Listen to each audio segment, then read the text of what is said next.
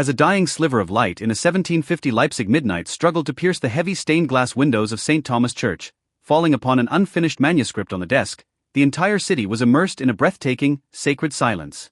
Within a study enveloped by the fragrance of aged wood and the sharp tang of dried ink, an old man with snowy hair and a face of commanding majesty, yet marked by a holy exhaustion, sat quietly, opening his hands, bony and articulate from years of stroking the keys. He was not battling the lingering shadows cast by a failed ocular surgery. Instead, within the vast cathedral of his mind, he was deducing a mathematical proposition of infinite cycles. He was Bach, the patriarch of musical saints, destined to complete his final offering amidst the darkness. This is a chronicle of how order triumphs over nothingness, and how silence is transmutated into eternity. The genesis of Bach's life held none of the typical child prodigy's lightness. Instead, it was a deep blue foundation woven from the most rigorous family traditions and the sorrow of early orphanage within the emerald shadows of the Thuringian forest. As a youth who lost both parents at the age of 10, he inherited a microcosm that was ruthlessly cold, obsessed with the artisan spirit and devout faith.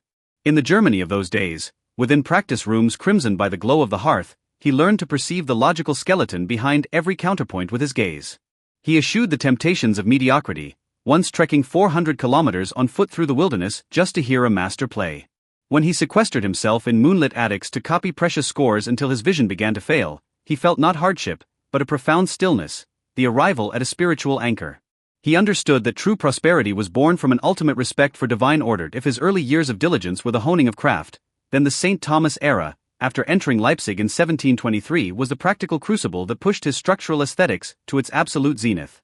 In those quiet nights where only the friction of a quill against parchment could be heard, he issued silent commands that changed the course of Western musical history through the ruthlessly precise control of mathematical proportions and acoustic principles.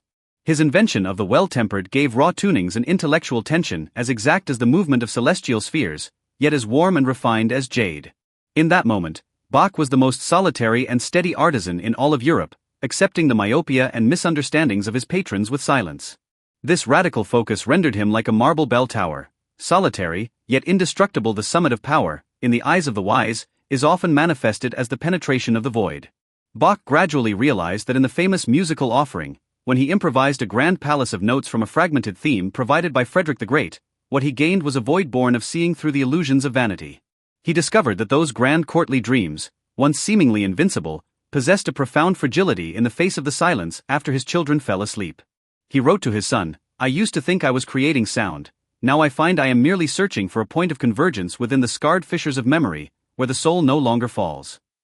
This expansive clarity, born of seeing through material rise and fall, became the hardest armor of his final hours. The final season of Bach was spent in a state of profound solemnity and a silence illuminated by the radiance of a sage. At the dawn of July 1750, the fine rain in Leipzig fell soundlessly. By then, Bach's world was devoid of light, yet it was filled with unprecedented brightness of sound.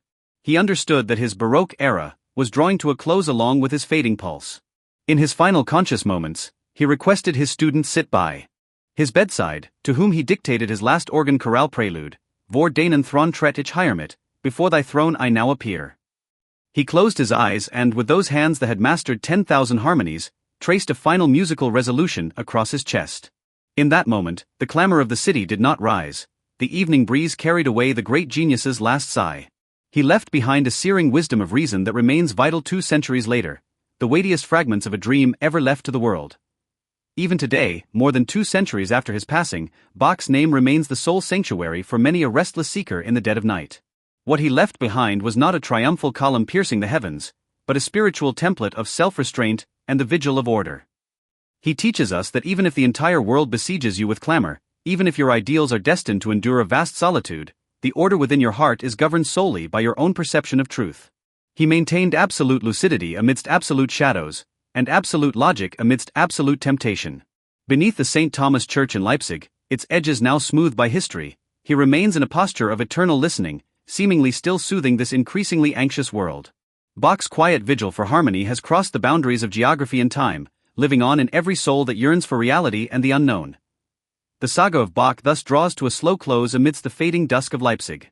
He was never an opportunist who bartered his art for fame. He was merely a weary soul who steadfastly refused to compromise with mediocrity. He reminds us that no matter how mundane or fragmented your life may be, inner tranquility is your only true and eternal refuge. just as he sat through the coldest winter nights in Leipzig, clutching a guttering candle to find a fulcrum for existence within the void through the tip of his pen. Perhaps you, too, are currently adrift in some uncertainty of life.